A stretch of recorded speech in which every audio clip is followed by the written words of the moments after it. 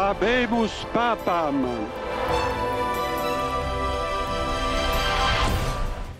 Ilang beses nang nakabisita sa Pilipinas si Pope Leo XIV bago siya naging Santo Papa. At hindi lang siya sa Maynila bumisita, kundi pati na sa iba't ibang probinsya.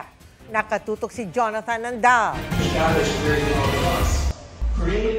2009 sinulog nang magmisa sa Cebu si Father Robert Prevost na ngayon mas kilala ng Pope Leo XIV. 25th anniversary rin noon ng Order of St. Augustine, Province of Santo Niño de Cebu.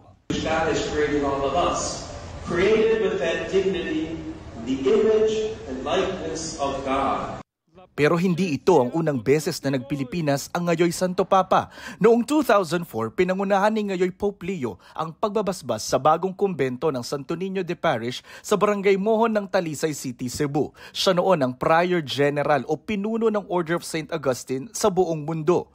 Noong 2006 naman, pumunta si ngayoy Pope Leo sa University of San Agustin sa Iloilo City para sa Provincial Intermediate Chapter of the Order of St. Augustine, Province of Santo Niño de Cebu. At noong 2008, pinangunahan ni Pope Leo ang pagbubukas ng bagong seminaryo sa loob ng San Agustin Monastery Complex sa Intramuros sa Maynila. Ito ang litrato niya kasama si Noe Gaudencio Cardinal Rosales. Nagmisa rin siya sa kapilya ng seminaryo na ngayon may litrato na niya bilang bagong Santo Papa. Ito ang upuan na ginamit niya noon, pati na ang vestment na kanyang sinuot. Muli siyang dumalaw sa Pilipinas noong taong 2010 kung kailan nagpunta siya sa Biñan, Laguna, pati sa Cebu at Maynila.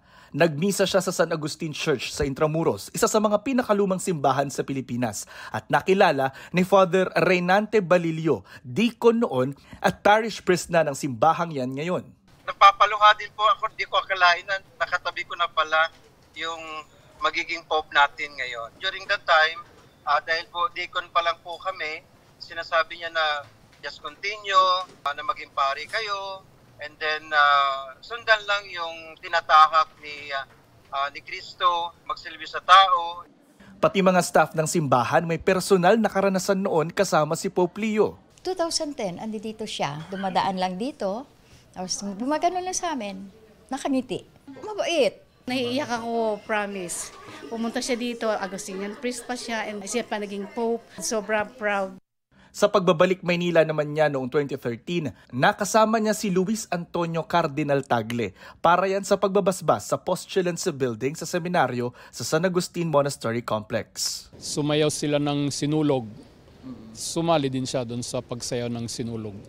Para sa GMA Integrated News, Jonathan Andal, nakatutok, 24 oras.